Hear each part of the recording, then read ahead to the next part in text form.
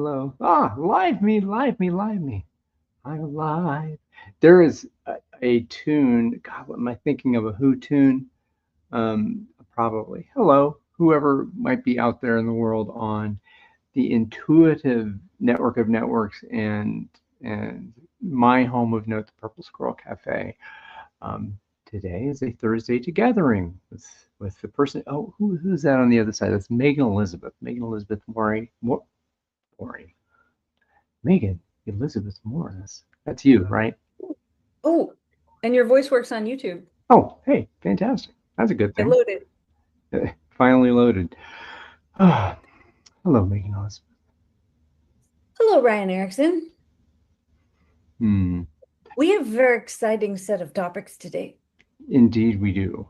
Uh, Arisen from my ongoing desire to understand what the intuitive network is, why, wherefore, and how the network might be articulated into the world outside the network. Those who might wander in and wander around and wonder what's happening here, who's here, why are they here, and what is this thing all about?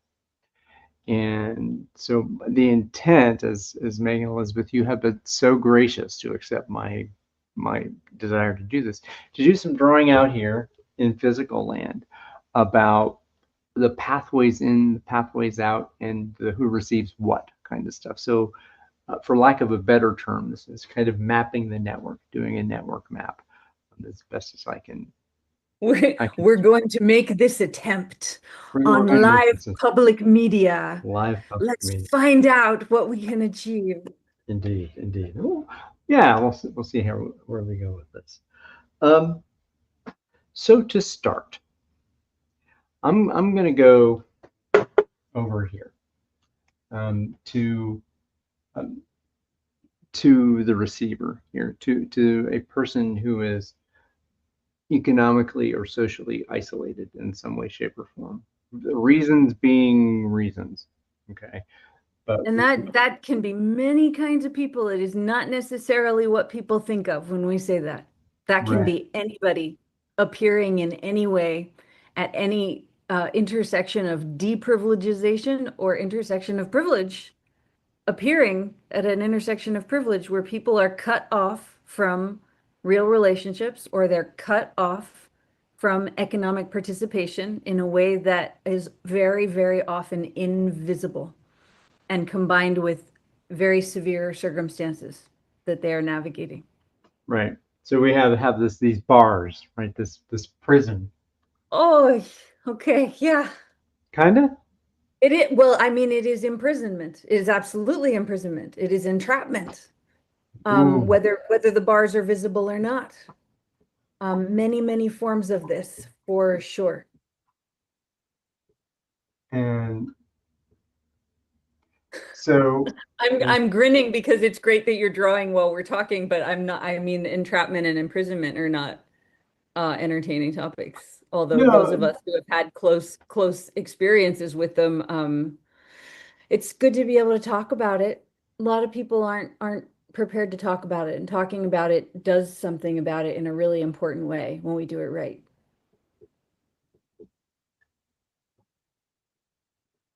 and I'm thinking just that there's this a condition, right? The condition that this human being is, and their suffering, right? Their suffering is isolated, um, and invisible. We talk about that a lot. This invisibility, this invisible. I'm not seen. I'm not heard. That is that. And again, the many reasons which we've gone through before, but we'll assume that this person, again, as you said, there's an intersection of of harm, intersection of violence, intersection of Trauma. condition, trauma, intersections of trauma, Yeah. intersections of trauma, that's entrapment, imprisonment. So this person is feeling stuff. They're feeling a lot of things. This frustration, isolation, invisibility. So There are also real physical impacts. And when we talk about feelings, we're mhm, not talking about hallucinations. We're talking about true real world felt experiences of physical injury that often people are discouraged from talking about as injury because the people around them go, "Oh, you're fine. There's nothing wrong with you." When those physical injuries are not examined closely enough and taken seriously enough to realize the extent of them. And then the person cannot talk about them because no one's listening. Hmm. So this kind of brings me over here also.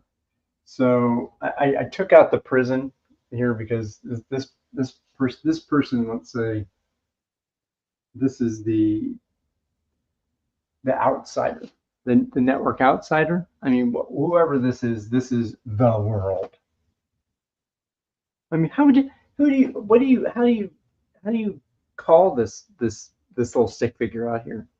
See, this is challenging because the nature of what we've had to build for the Intuitive Community Media Network to exist has meant that we're not only building resourcing who know and remember their work with the network, we're building resourcing with and for a huge number of people who are experiencing neurological injuries and trauma and memory loss, where we know that our most severely impacted colleagues may not remember the work they were doing with the network a few weeks from now, a year from now. People go through really terrible physical violence and it affects memory. And especially because the ways we frame things in the network allow us to really recognize what's happening with our bodies. But the dominant mainstream culture says, we know about your body and you don't. What you're saying is happening to your body isn't really happening. And so, in order to get by in very severe situations, many people in a vulnerable circumstance, it is against their ability to survive to remember too much about what centers their own real needs. People are exploited, people are abused, These people are people. gaslighted. Yes, but I'm about to make a bridge. Okay. Because the intuitive network is necessarily made up of many, many people who may not even remember the work that they did with the intuitive network because of how hardcore their situations are. Mm-hmm. Because memory is a privilege and they're being cut off from shared memory to help them Mm-hmm. remember. We are always recognizing where people who have never heard of the intuitive network, who would be nominally outside the intuitive network, Mm-hmm. are actually working on purposes that are key to the intuitive network. And we recognize them as colleagues in a certain way, even if we haven't worked together yet, because we're already extending our collegiate to people who can't remember the work that they did. We have to hold that space for them. Likewise, we're holding a space for people who don't know what the Intuitive Community Media Network is, but they're already working on what we know is needed. So we recognize them as working on the same projects as us in certain ways. And then eventually we get to introduce ourselves to one another. But see, we're holding space also for the people we haven't gotten to work with yet. And that's been really difficult to verbalize. In fact, this might be the first time I've really explained it very well to someone not in one of those situations with us. It's difficult for us to say these people are just outside the intuitive network because anywhere we recognize people are navigating circumstances of invisibility Mm-hmm. and extremity, and they don't know about us yet, still they're part of our considered people. We recognize the ways that they're struggling to get their needs met and to protect their loved ones. And we know that we're aware of parts of that anything else they're navigating, anywhere else they're navigating is typically not aware of that.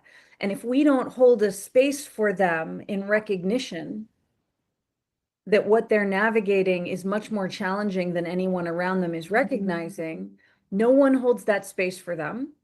And the resource of the work they're doing can be lost just because they were never able to come directly into shared memory with us. So our base infrastructure is about preserving shared memory and making it possible for people to reconnect after their memory and their other functions have been destroyed, where they would usually be abandoned. They would usually be thought, oh, that person's gone. Like, we're never going to hear from that person again. And nobody remembers that person.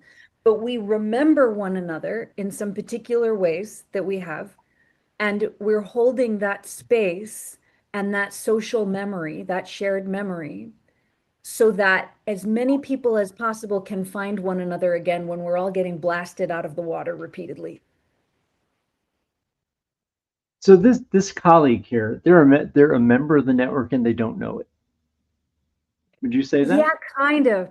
Like we say core coordinators, we say core organizers, we say core collaborators, group members. Like, we need a way of designating group members that are in like direct contact with frequency versus group members who have been cut off and we don't know if we'll hear from them again, versus group members where we recognize groups that want and need the same things we want and need, but we haven't been able to reach one another yet. Because at intersections of very severe impact, it can take a lot to reach one another. So we've experimented with words about how to delineate that, but it's all in process because we are meeting continuous strings of compounded stacked emergency circumstances on a day-to-day basis. We're doing a lot of community crisis care, and we need more conversations just like this one to collaboratively invent and stabilize better languaging for what has had to happen. Or Am what I has blowing your mind?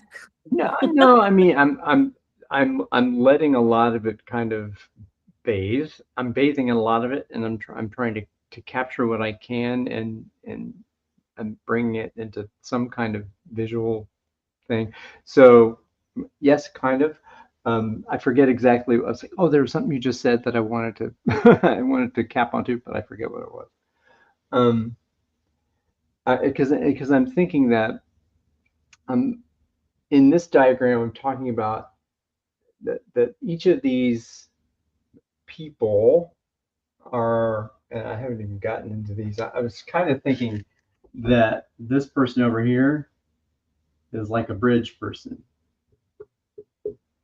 and and and that the bridge, and this is, I'll just call this a clueless person. There are groups waiting for people who don't know about this yet. There are groups working on the concerns of people who don't know about this yet. So there's honest ignorance. I mean, ignorance is not a value judgment, just a state. I have no idea. Before we met, I had no idea that the intuitive network existed, and and that by my curiosity about you, because I get to know you, I like your vibe, and that we're hanging out and in these spaces together, and then to come to know you, and then you release a little more of what's happening behind the scenes with me, and that draws me in a bit more. So I'm kind of I came from being person A here to person B here.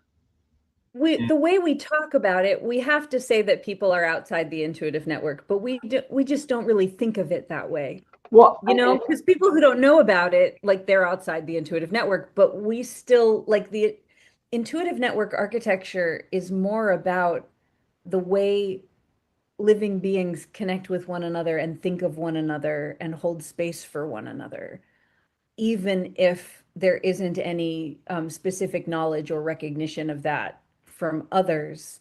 We recognize the architecture because we have to support that architecture everywhere we go. okay.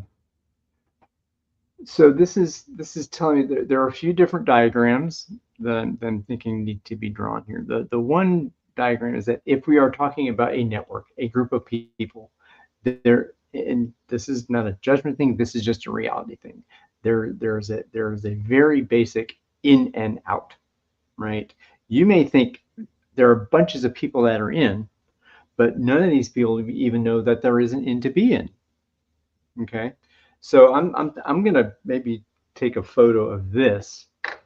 Yeah. Yes, it'll be on Zoom. Yes, it'll be on wherever. But take Well, a a photo is going to be clearer too. yeah. There are like considered populations of people. There are considered groups of people who are technically outside the intuitive network, but we're working on projects we know they need because if we don't, there are consequences. We have to expand our sense of collective belonging a Well, lot further in order to succeed. you're going way into the what it feels like, the purpose, the depth, the core of the network, why it exists, and all that and that stuff. And I'm like, um, so putting on my honest ignorance hat, I don't know what the fuck you're talking about. Um, and that's so what okay, so here, right? This is the diagram I was thinking of, like, so here, it's like intuitive never was in, right? So all these people are in. There's another group of people who are out here. There's another group of people who are out here, and Uh-huh. there's, I mean, let's go the maybe how many? I don't know how many concentric circles there are, but you here may think people are members of the network and that they have no idea because maybe this is like constellation. Have you ever done constellation work? Sure. Like family constellation work, right? A little bit. Yeah, but like I haven't done a whole lot of it. Like this little dot in the constellation is looking, woo! I'm out here living my life, and they are not looking like this person is looking in. Oh, hey, I can see this network, but I'm like 10 degrees of separation from someone here experiencing a profound intersection of traumatic impact. Are you seeing what I'm trying to put out there? I'm Sure. trying to draw the network boundary because I understand that, and you this is why I said let's make an attempt and let's see what happens. And I'm hesitant because I can tell you where we're really at on it, or I can try to put it in a simplistic box that is not entirely accurate in order for it to be simpler for the purposes of this conversation. Do you have a preference?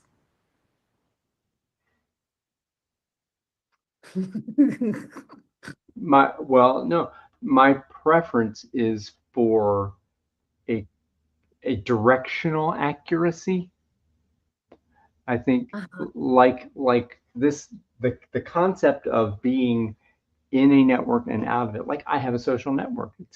There's only one kind of connection between us. We are connected on LinkedIn. Bonk. We're connected on LinkedIn. Oh, we are connected in real life. Bonk. Mhm. Oh, we are Yeah. connected on Zoom, right? Or on phone, right? All these different modes of So connection. can I So bring in I mean, I don't know. Do you want me to bring in the differentiate? Because I mean, I think I have to. I think it doesn't function unless I do. So you had a circle person on the outside of that line up there. yeah, so let me. Oh, okay. Do you want me There to it do that goes. again? Goodbye. It's gone. No. That's We can be in the next moment. That's all right. I can embrace the next moment. so so whatever is Um, this is okay at the very stupidest place, right? There is an intuitive network, and I'm not part of it. Okay, so that's the biggest onion or whatever. Like, um, so and I had person one here looking out into the world, living their life, and person two out here, like, I'm gonna draw two. yes, please. I have paper. Okay. And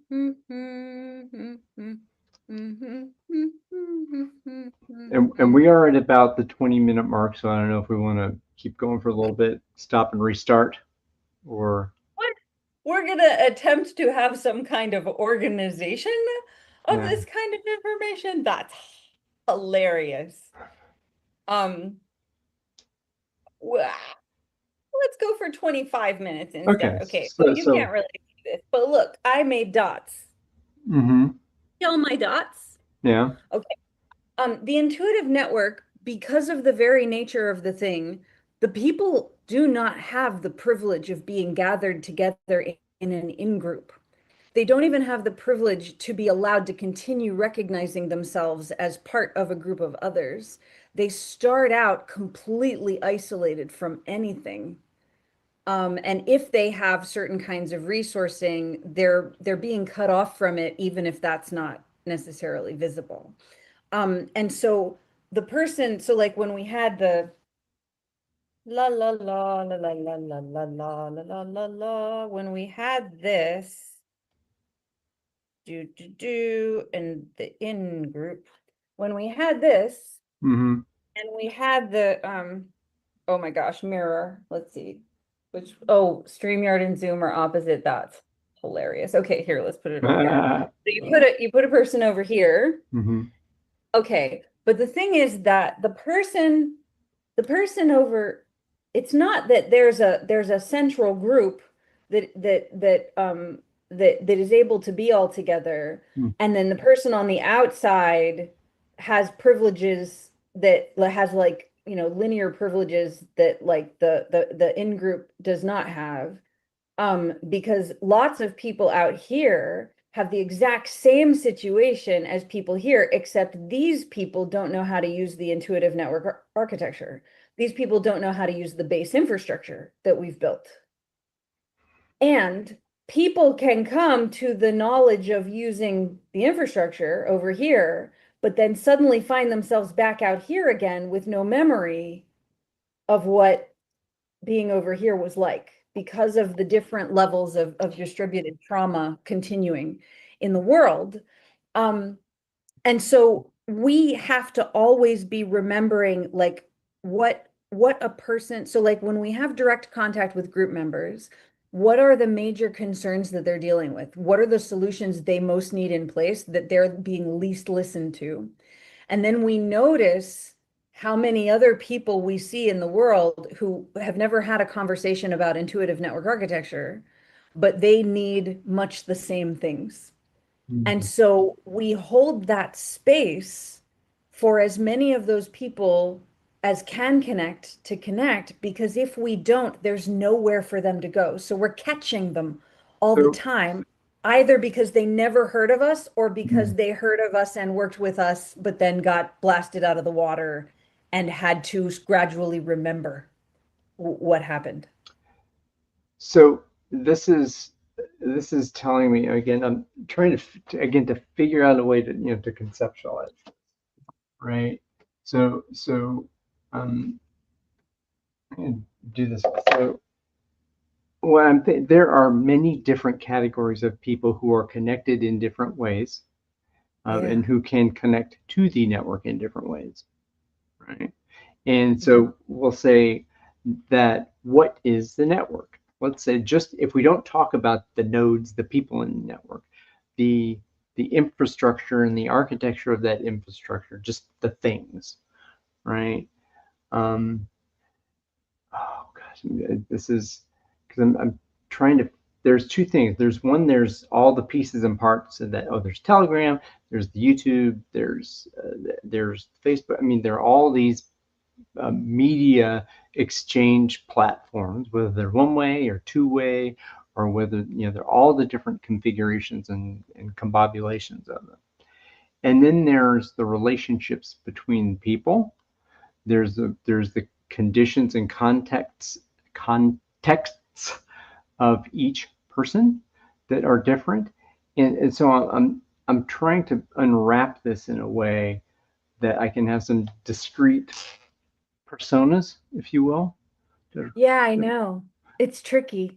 So Can you hit the transcript OK button? Because I started the transcript on Zoom so my brain could work better. There we go. cool. Um, Because that's a I wait. told it, What's that blue up there? What's that blue dot in the middle? All right. I wonder if I bring in something, I wonder if we'll be able to I might be able to make something more concrete for you possibly if we come at it from a different direction. I think this would then be a good place to pause and come back. Yeah. So how are we going to do that? So we're going to. Oh no, let's just stay in the broadcast, but let's just write down the timestamp and let's say, okay, what did we just talk about for the last 25 minutes? All Let's right. just reflect. Okay. So I'm going to make that a public YouTube thing. So A public 25, YouTube. Oh, like a comment? like a comment in the YouTube stream. Oh. 25 minutes. Part 2. Okay. But like, what did we just talk about? We Oh. talked about circles and dots. um, so, all right. So now we have the break. So this the summary of part 1, right?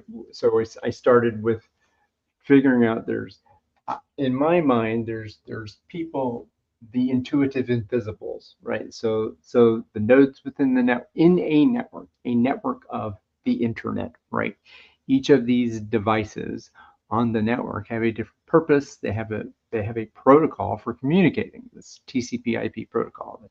I have an IP address, you have an IP address, and we communicate over this TCP/IP protocol, and we communicate different pieces of information on different ports on top of that protocol, right? But there are discrete devices on each node of the network, okay?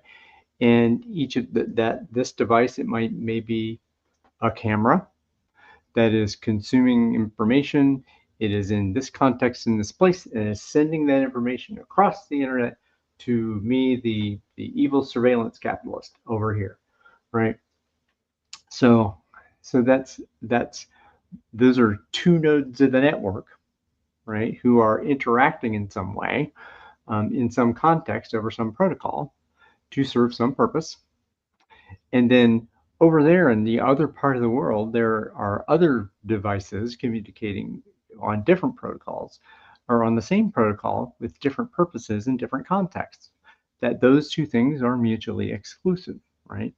So what I'm trying to get at is what are the nodes in the network that constitutes the network? What are the protocols there, and what is the content that passes over those protocols? Okay, let me pick this up here. Okay. That Nodes. was that was not a description of what happened in part 1 for those of you who are out there. I'm No, already was going into part 2. yes, you are. So, you want nodes and protocols between them. Let me see. Wait a second. And the content that passes over those protocols. Yeah. Yeah. So So we're using software language. yeah. So nodes are best thought of as intuitive network group platforms. So we have many, many, many, mostly very small groups.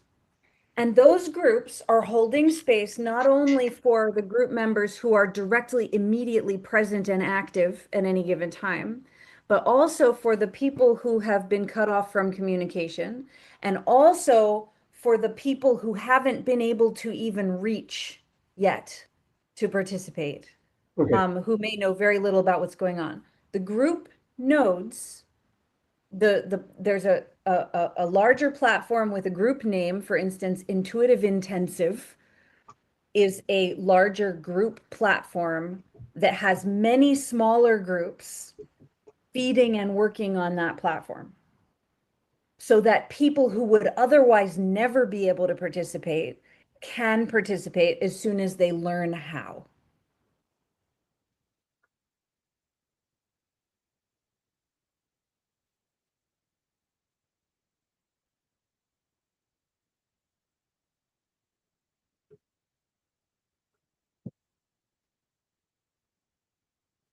So there are a lot of different projects associated with Intuitive Intensive.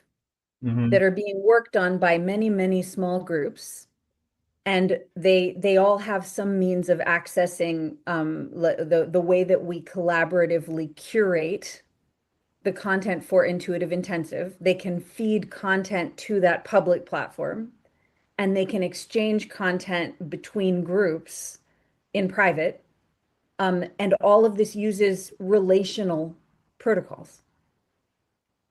How we connect with one another, how we are supportive toward one another, how we build collaborative fluency with one another. So you're speaking in a social human relationship network term, right? Okay. Yes.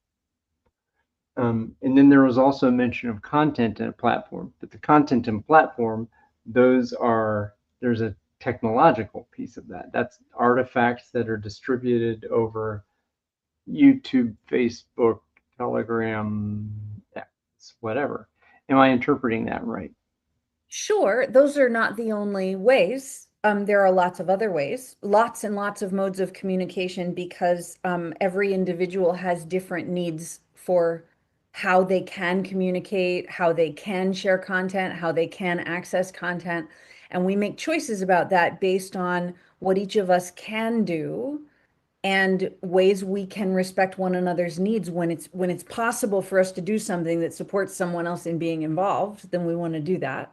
And we also want to recognize where sometimes it's not possible in that particular situation. So we look for other protocols. We look for other leverage points. We look for other strengths. We look for groups that are already focusing on what a particular set of people really need, so that we can always be organizing our efforts so that people who are not getting to communicate at all can have some entry points to begin to participate in communications and collaboration. We want more people to be able to do this because there are so many people who are totally cut off from a collective body, a community, an experience of belonging, the ability to collaborate economically and otherwise.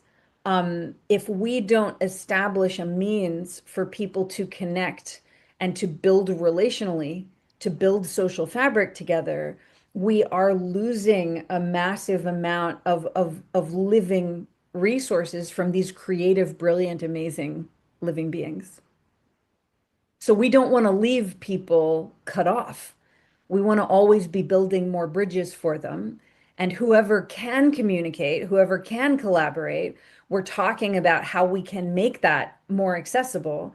But we have to do it over a lot of different groups because one group cannot be accessible to every other possible group. One group can be accessible to certain groups, but then another group would be well positioned to be more accessible to like some other groups. And it depends on what strengths and resources people have. It depends on what skills people have. It's a sort of ethic of how we watch for one another and we learn to recognize where the invisibility is happening and really listen intuitively, and listen with attunement to one another and say, well, this person is confirming that they're saying they don't want to be invisible. How can I support them in the ways they are asking to be supported? And if I can't do it, how can the intuitive infrastructure support others in the network to support that person or those people in the ways they say because they know they need to be supported in that way?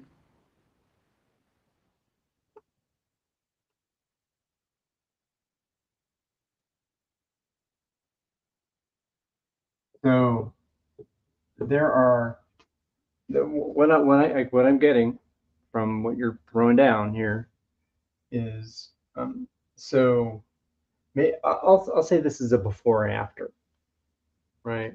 So there's a before that each of these people out here have a they have a similar invisibility profile, whatever you want to call it. Let's say they're in here in the after, right? In the intuitive in the intuitive intensive as it exists in the moment, in the present, right now, there are, as I understand, there are several project groups or nodes in that network. I'm kind of thinking of each person as a node, but whatever the language is, ends up being. But so in the now, the way I heard you describe this is that there's this group of people who want to do certain things, who have communication needs that are a certain kind of communication needs, which are distinct from this group of people who have a similar communication needs, or at least somewhat similar. And this is a group that has a third kind of communication need. Sure. And there's And overlap, yeah, but yeah. not always. Okay. So so in the most basic way, that there need to be, or there are pathways between these groups, Mm-hmm. so whether that's a second, that there's a primary pathway that these groups communicate, and there's a secondary pathway that they all share, so that they can be a group of 12 instead of a group of 3, a group of 4, and a group of 5. Sure. Is it safe for me to give you details, or will you make that tea again? I'll make the T again. Um, I won't give you details then. yeah, You're out of but I'm out of luck. So I want to make sure that I'm getting, if I'm getting it at the highest level, Yeah. then there's an assumption that folks who are blissfully, honestly, humbly, and heartfully ignorant might be able to grok this. Okay, so I'm going to go back to the before. So each of these 12 people, unique, wonderful individuals, and spirit beings as they are, um, have, some of them, they have similar kinds of invisibilities. Okay. Sure. And oh, shit. 111, 2, 2, 2, 3, 3, 3. Incredibly oversimplified, but yes. Yeah, it needs to be very, very, very, because one could be 1A sub 3, 1A sub 3 Oh 2 yeah. sigma, 1B 3 sigma mark 2 prime.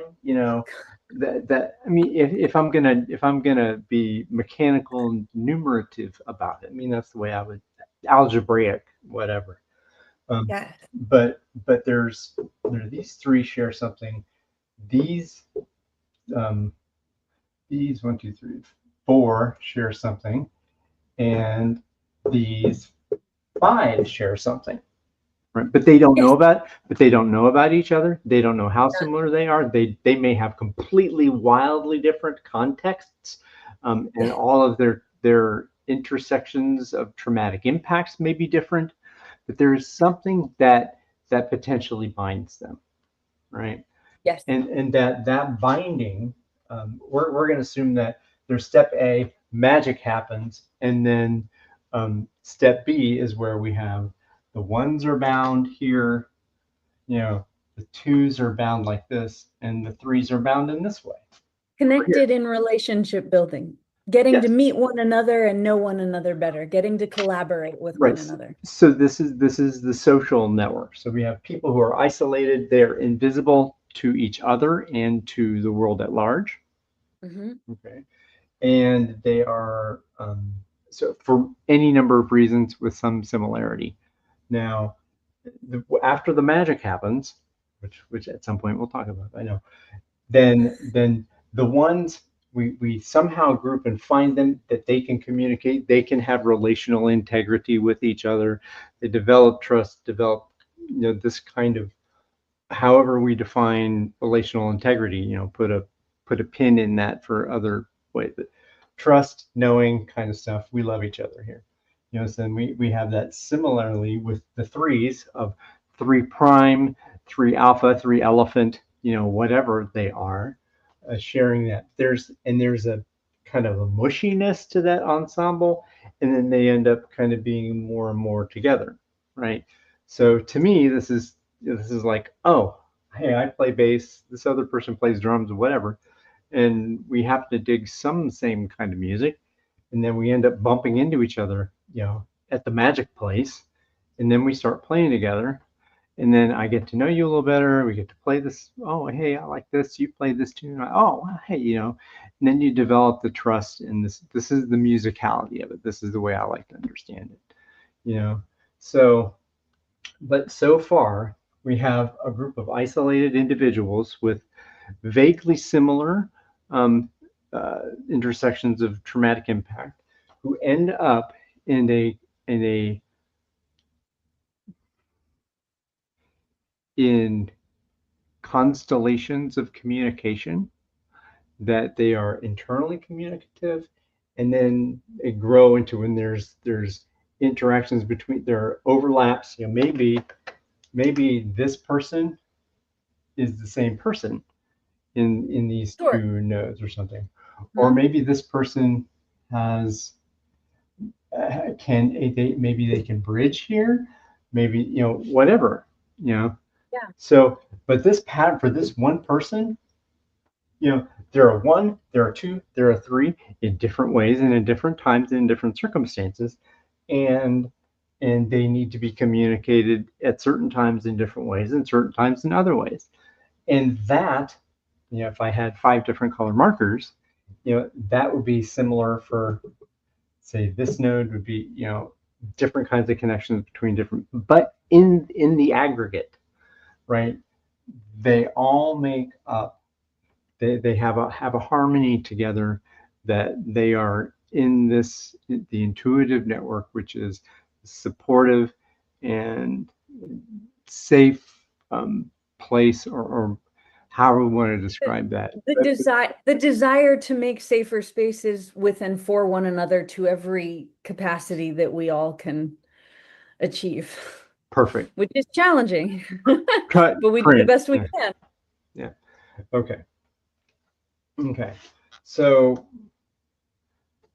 this, as it stands, that's at a high level abstraction, and I think I've got. Am I pretty much directionally on track? I think so. Yeah. Okay. So then, so about the needs of, let's say, this person, right? This is a group one, node eight, sub blah. Okay. And they were here before. Okay.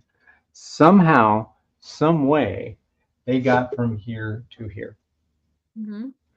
And there is and this is just for the folks who are invisibles, who are okay, that the in group, right? The core of the network, maybe it would call that. Yeah, that okay. So you're nodding your head. Good. Okay, core of the network. So to get from needing network services to receiving network services, there's a there's an awareness, there's a welcoming, there is a bridge, right? I'll make one adjustment to what you said. From needing social fabric to connecting with social fabric. Yeah. Yeah, we've talked about the prickliness of the word need, like special needs and all that kind of stuff, which gets torn in different places. But um, so from someone who is disconnected from social fabric, who is woven into a social fabric, maybe. From someone who is socially isolated and economically excluded, to make contact with a collective body that wants them to feel welcome and wants to co-create opportunities for collaborative solutions together, Okay, so including economics and income streams. so again, this is going to be part, 5 of 50 for the intuitive library of learning, right? There is a term that is like a core term that is used in the communications that you and I have had, and that is collective body. Mhm. Because so many people are just cut off from any collective body, from any sense of being part of a collective body, and people need that. So It is so necessary. So this intuitive intensive for just as this one group of projects and people, and this is a collective body. Well, it's a collective body made up of a lot of collective bodies that are Right. also made up of smaller collective bodies. Okay, So so like when we talk about nodes, like nodes that are group platforms and then sub nodes that are the groups that feed the group platform and sub nodes that are individuals right, but that are part I of want those to get groups, I want to right? get down to the most granular component here, that there is an essential element, I think. I mean, maybe I mean the atomic level. I mean that this is an atom. This atom is bound to other atoms to create a molecule. God, chemistry coming back. Um, but the I'm trying to think of how to communicate the idea of a collective body into a metaphor of, oh, now I know what a collective body is. That's a collective, right? That these five people create a collective, and the body is the structure of their interaction, right? So I'm just talking about a social structure. I'm not talking about platforms. I'm not talking about any of the technology that communicates themselves other than communication, fair communication, right? So, I understand what you're going for. It's just challenging for me because there are necessary different levels of communication with broader or closer ranges in the collective body.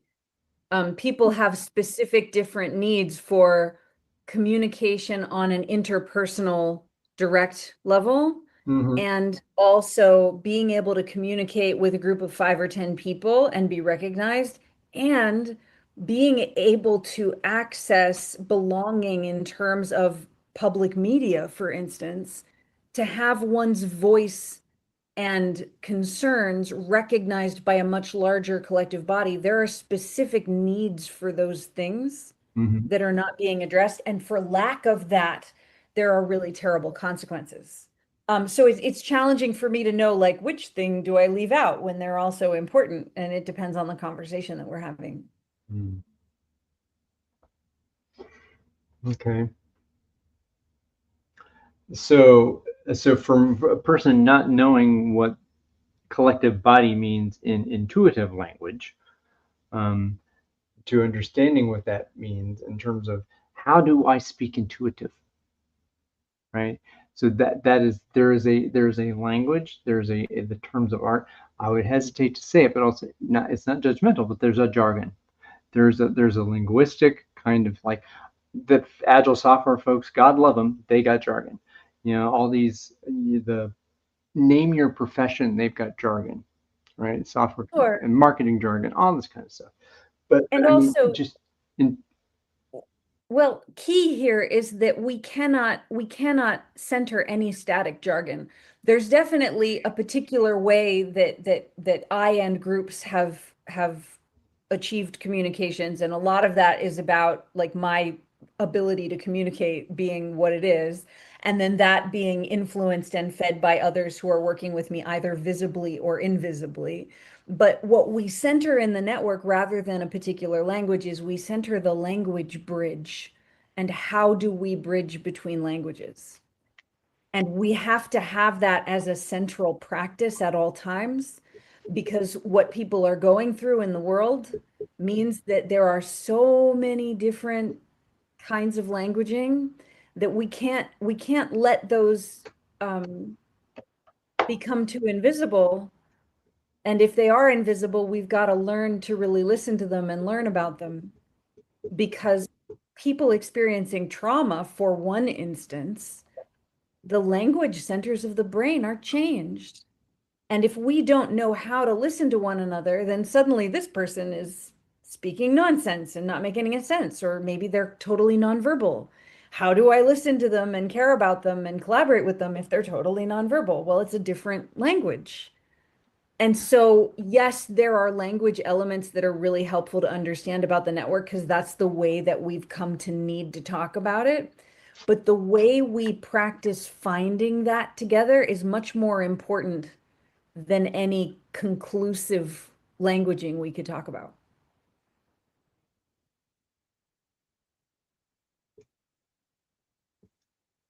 Multimodal is one of our favorite words. Yeah, see that and I was thinking the reason that came up is like you're mega multimodal. You're mega multimodal because That's that me.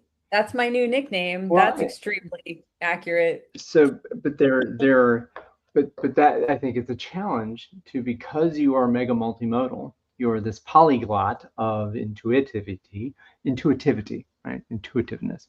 This so be, so that there's a if I am only monomodal, right? If I only have fluency in one mode of communication, then I have certain uh, I have a desire to connect in my. I want to speak my language. I want to speak jazz, right? I need to speak jazz, Yeah. and I have that. I'm going to call it a need because I have this a needing that I want to play jazz with somebody. I want What to, if you can't speak any other language? What if that's what the one you have? yeah, Then we find a way to bridge. And I say, "Hey, I want to learn jazz. yeah. I'd like to listen and learn more jazz language." Hey, and you as the welcomer, the host, the inviter. Hey, I know a couple folks who play the kind of jazz I think you might dig. So let's come have a jam session, right? Yeah. Okay. So I mean that pattern of so someone has a communication instrument that they have a desire to play, but they don't know anyone else who plays a instrument that plays with them or and likes the same kind of pattern of communication of language, right? They have their languaging is monomodal, right? Their language Sure. is monomodal, and that you and potentially, hopefully, many others can. That's the bridging function. You're the master bridger. You're the master builder of the bridge. You are the architect of the bridging infrastructure. Here that does that. So yes, take a bow, and receive the kudos of that. Um, and so there are many of these people who are out here invisibilized, isolated economically, socially, institutionally, but who needs institutions? Fuck them. But who have a desire to be connected either with with each other, with the universe, whatever. That there's this bridging capacity that I think you're speaking to, and uh, you you sing to that capacity. What do the bridges look like? Where do the bridges need to be? What kind of bridges are there? And this is also getting into, okay, well, what are the components of the network? What is if you're the designer, if you're the architect designing the infrastructure of this bridge, there's certain materials that make up that bridge, right? There's the material of Telegram Messenger. There's the material of YouTube. There's material of audio in one format, video in another form, all these materials that make up the bridge, right? And you have mastery as in so many of those as you've built the network, right? And so then the challenge becomes, or you tell me what the challenge is. I'm just kind of I'm riffing here, right? Um, that there's a learning. How do I learn to work with this one material? I kind of know how to use Telegram pretty well, um, but I could do more with it, and to do more with it for this reason, and to expand my ability and knowledge with that platform, So right? designing, I don't want to cut you off. No, no, no, no. It's good for you to cut me off because I'll probably go way off into Never Land here if you don't. Designing bridge architecture. Yeah. So I'm making about I'm making about the 53-minute mark our next section. I just wrote down Okay. 53-ish. All right. So do we want to clear off this board for section 3? Maybe in a moment. Okay. Let me sort of get started Okay. and then you may suddenly feel moved to clear the board and draw something else. So designing bridge architecture. So how do we bridge between nodes and subnodes and sub-subnodes and like or the tiniest ones and then the bigger the ones that are already bridged with one another. So there are a few different things that we focus on. One of the things that we focus on is do people know how to dialogue? And a lot of people don't because it's not prioritized enough in environments all around the world. A lot of people are losing their dialogue skills. They don't even know how to start getting to know the people around them. Like it can be really scary. Like I don't know any of these people and I don't know how to talk to them. And like, what could happen if I try to get to know these people? And that's one of the reasons that we've been really highlighting the modalities that you're uplifting with the Purple Squirrel Cafe. We're talking a lot about Peter Block's work. We're talking a lot about Tim Vogt and John McKnight and a lot of other really great resources on like how do we get to know one another? Like how do we experience belonging in a collective body, in a community body? How does that even happen? People really need to be exposed to that and have an opportunity to safely participate in it, or they don't get those skills. And we encounter lots and lots of colleagues who even had those skills earlier in their lives, but because of the levels of hardship and extremity and violence they've had to navigate, all of a sudden they don't know how to build relationships, how to build trust, how to build social fabric together. And so that's one big part of it. Another big part of designing bridge architecture is resourcing, because people are in situations that are not being they're not being centered, they're not being talked about. They're often being tokenized. They're often being uplifted and saying, look at this sad situation. Isn't this too bad? And then it goes on to something else instead of really focusing on collaborative solutions. um, I'll read from some of these quotes that we have about like what the base intuitive infrastructure does. It does a lot of things. We included the link on some of the platforms that we're streaming to and not others. There's a post about the base infrastructure up on Intuitive Public Radio on Substack right now. Um, but for instance, the infrastructure that we've built to make it possible to connect with one another is the only means that many people have to experience even a little bit of resource flow in some of the most challenging situations imaginable. Um, I have a list of comments from a lot of different sources. I'm not able to feed my father without this infrastructure running. I'm not able to achieve my own personal income without this infrastructure running. Many others only have hope for their personal incomes because of this infrastructure, and without it, there's no way for that to be achieved for so many people. Another one says, I and people I rely on are not able to be fed or care for our bodies without this infrastructure. Our family members cannot be fed. Our family members cannot survive the loss of this infrastructure.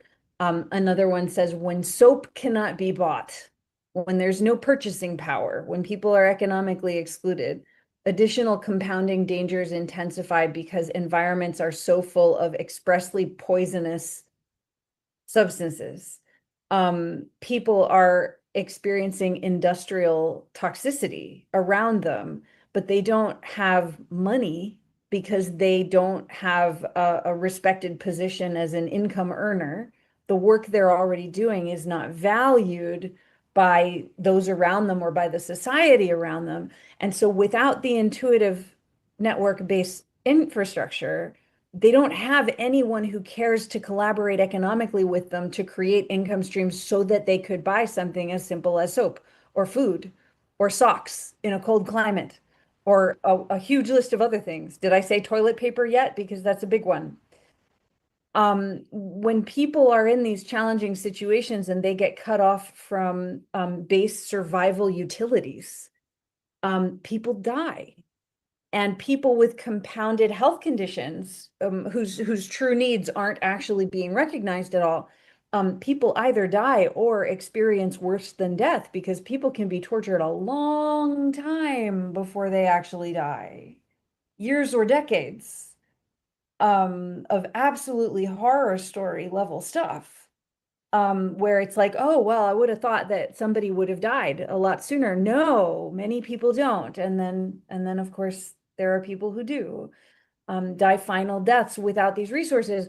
So just to have a conversation with one another, to be in contact in the ways that are possible. We use Telegram Messenger mainly because we've been able to build communications aids there that we couldn't Mm-hmm. build anywhere else. But we try to connect in whatever way is possible to the extent that we can. Just being in dialogue with one another and saying, hey, like, we recognize you're in a difficult position, but like, we're interested in trying to form solutions in a collaborative way. We don't know what we can do, but let's put our hearts together and just try. Let's just see what might be possible. That conversation itself is life-saving because it facilitates neurological function, where if you don't have anyone to have that conversation, you can't even think to take care of yourself to try and figure something out. But all of a sudden, there's at least a small group of people who's saying, yeah, something kind of like that happened to me or is happening to me. Like, let's think about what leverage we could get by thinking about this together. And then, wow, like maybe somebody has money to buy somebody's socks. Maybe somebody can say, oh, like here's a food solution. Let's try to do this. Let's create a small income stream that pays for you to get your electricity turned back on because without it, it's clear your elderly family member will die. Many, many different things where because people are cut off from dialogue and relationship and social fabric and trust building, people's brains don't work past a certain point because like there's nobody around who really cares about them, respects them, and is paying any attention to what they're saying.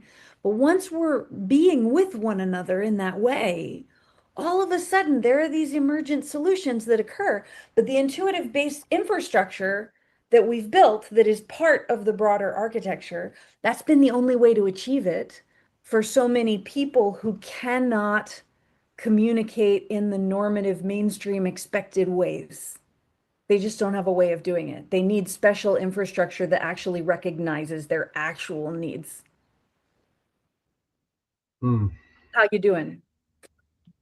I'm overloaded. I'm overloaded. It's huge. It's Yeah, really huge. it's huge. Um, so we are. I think we're at what is it, part four now? Part three, and sort of at 50. No, Hour, an hour and 3 minutes. yeah. Okay. We will put Also, us to there. those of you out there who weren't, so we started this thing at 3:30, and I was fumbling and farting around for a half hour, trying to get some technological stuff to work. So we've we've been here for a while. So I'm fading fast, Megan Elizabeth. That's what I want to Oh, let you know. well, why don't we? I mean, we don't have to do this another 20 minutes. Well, I think the the so this has been super helpful for me. I think it'll be helpful when we um, digest and reprocess this. And I think to me, this also may represent a way for to do this with other folks who are in the room, partway between um, being in an intersection of traumatic impact, or who are, you know, attuned to be able to be a bridge, right? To be able to go through a mapping exercise like this with them, and to have you or others who can support and offer impact or analysis of that as we do it, I think it'd be really helpful. And I feel strongly that we could continue doing this in this way. Similarly, um, hmm, is what would you like to bring forth that you have not yet had the chance to do before we shut this off and go private, kind of private?